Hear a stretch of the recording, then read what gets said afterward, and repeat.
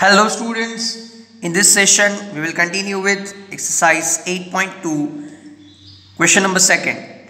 ABCD is a rhombus and P, Q, R and S are the midpoints of AB, BC, CD and DA respectively.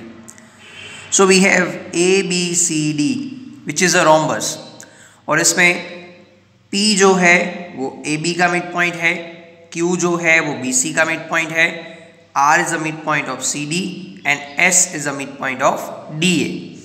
हमें ये prove करना है कि ये PQRS जो है वो एक रेक्टेंगल है। That is what we need to prove. ठीक है, ओके। अब रेक्टेंगल के लिए कंडीशन क्या है? पहली कंडीशन, ये PQRS पैरेललोग्राम होना चाहिए। तो हम पहले प्रूव करेंगे कि ये पैरेललोग्राम है और फिर इसमें कोई भी एक एंगल अगर हम राइट एंगल प्रूव कर दे तो इसका मतलब ये रेक्टेंगल बन जाएगा। समझ में आ गया? अब हमें करना ये है कि इसको पैरेललोग्राम बनाना है और फिर इसमें एक एंगल 90 डिग्री है ऐसा प्रूव करना है। Got it? Let's see. तो first of all let us draw diagonal AC in rhombus ABCD। तो ये rhombus ABCD के अंदर हमने AC डायगोनल ड्रॉ किया है। अब इसमें ट्राइंगल कंसिडर करो, triangle ABC in triangle ABC P is midpoint of AB and Q is midpoint of BC। AB का मिड पॉइंट P और BC का मिड पॉइंट Q, यानी कि ये लाइन PQ जो है वो थर्ड साइड से पैरेलल और थर्ड साइड से हाफ होगी।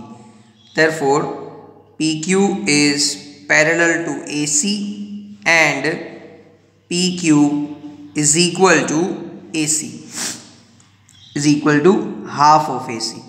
क्लियर? अब इसी तरह से हम ट्राइंगल कंसिडर करेंगे ADC। So in triangle ADC S AD का मिड पॉइंट है, S is mid point of AD and R जो है वो CD का मिड पॉइंट है, R is mid point of CD। S AD का मिड पॉइंट, R जो है वो CD का मिड पॉइंट है, यानी कि ये लाइन SR जो है वो AC के पैरेलल होगी और AC से हाफ होगी। Therefore SR is parallel to AC and SR is equal to half of AC।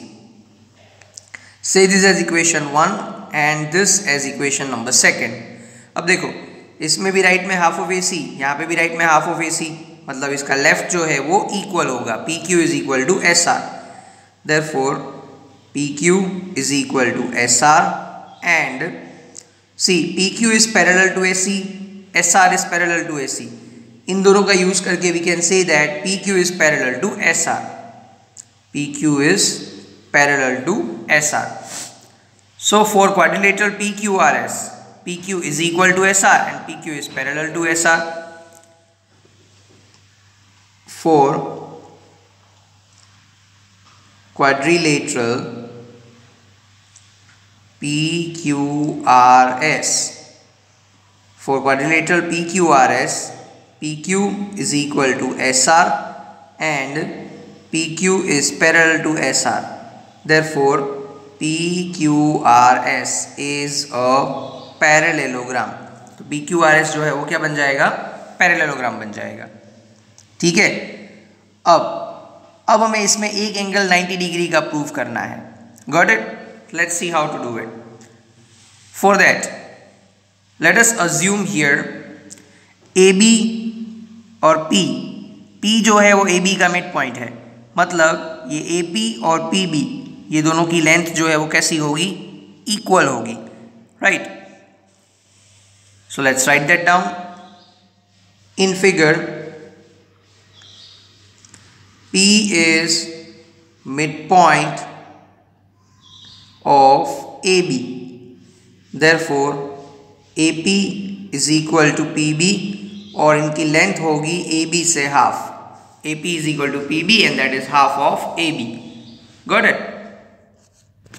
Similarly ये Q जो है वो BC का मिड पॉइंट है, यानी कि ये QC और QB ये भी इक्वल होंगे और वो भी कितने होंगे, half of BC. Let's write it down. Q is midpoint of BC. Therefore QC is equal to QB is equal to half of BC. Got that point?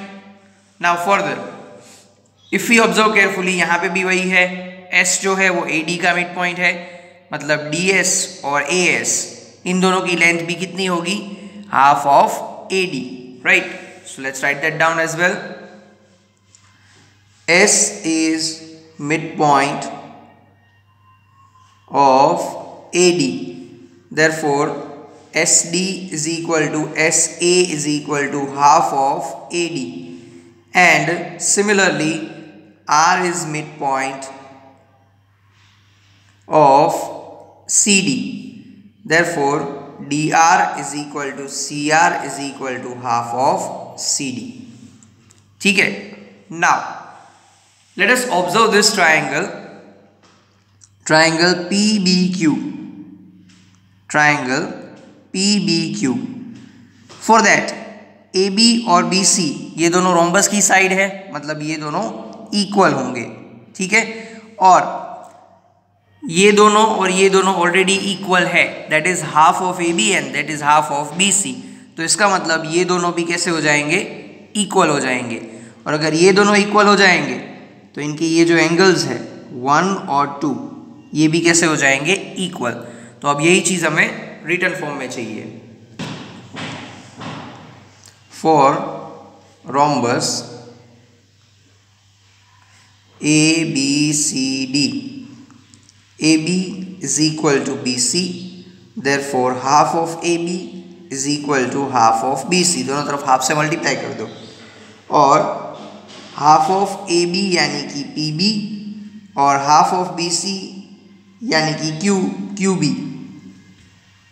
ठीक है. Let's see where it is. Half of AB यानी कि PB और half of BC यानी कि QB. That means angle 1 or angle 2, the name is PBQ and PQB, they will be equal. ठीक है. Therefore angle 1 will be equal to angle 2. Got the point? Now further observe this triangle APS and triangle CQR. इन दोनों में PS और QR ये दोनों equal होंगे because PQR is a parallelogram और parallelogram की ऑपोजिट साइड इक्वल होती है. फिर इसके अलावा here we have AS and RC, this too will be equal, as well as AP and CQ, this too will be equal. यानी कि ये दोनों ट्राइंगल्स जो है वो साइड क्राइटेरिया के हिसाब से कॉन्ग्रुएंट हो जाएंगे. Got it? और अगर कॉन्ग्रुएंट है तो इसके करस्पॉन्डिंग एंगल्स वो भी इक्वल होंगे. Yes. So let's write that down. So for triangle APS and triangle CQR, what do we have is SP is equal to QR because they are opposite sides of parallelogram PQRS. ठीक है. फिर AP is equal to CQ. The reason is we have already proved above that half of AB is equal to half of BC. यानी कि half of AB, let's see over here, half of AB is equal to AP and half of BC is equal to QC. तो इसका मतलब ये AP और QC जो है वो कैसे हो जाएंगे, इक्वल हो जाएंगे, because we already have half of A B is equal to half of B C. Done. और ये दोनों पार्ट्स जो होंगे ए एस और आर सी, ये भी दोनों कैसे हो जाएंगे? इक्वल हो जाएंगे, because what do we have is half of A D is equal to half of C D, क्योंकि ए डी और सी डी तो रोम्बस की साइड है तो वो तो इक्वल ही होंगे, दैट मीन्स उनके हाफ भी इक्वल होंगे। Got the point? So A S is equal to R C. Reason? We already have half of A D is equal to half of C D. Got it? So according to side criteria,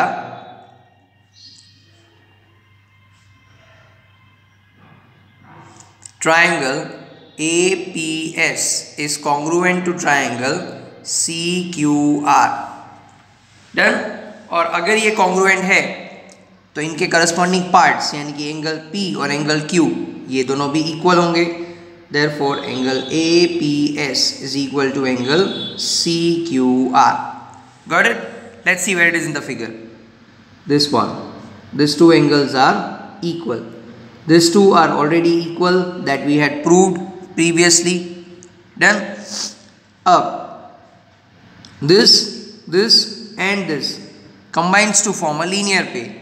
Similarly, this and this combines to form a linear pair. इसको 1, 2, इसको 3 और 4 नाम दे देते हैं। So here we can write angle 3 is equal to angle 4. अब ये तीनों linear pair बना रहे, यानी कि 1 ये और 3 तीनों का एडिशन होगा 180। इसका नाम है SPQ. So from figure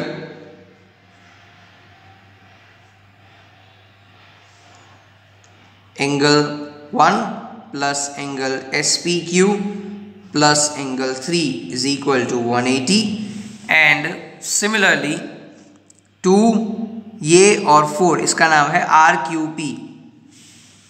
तो angle 2 plus angle RQP plus angle 4 that is equal to 180। Now ये और ये दोनों की राइट साइड सेम है, मतलब left side can be equalized. Therefore angle 1 plus angle SPQ plus angle 3 is equal to angle 2 plus angle RQP plus angle 4। 1 और 2 already equal है, we approved. 3 और 4 भी इक्वल है, we also approved just here. इसका मतलब ये और ये कट हो जाएंगे, ये और ये कट हो जाएंगे।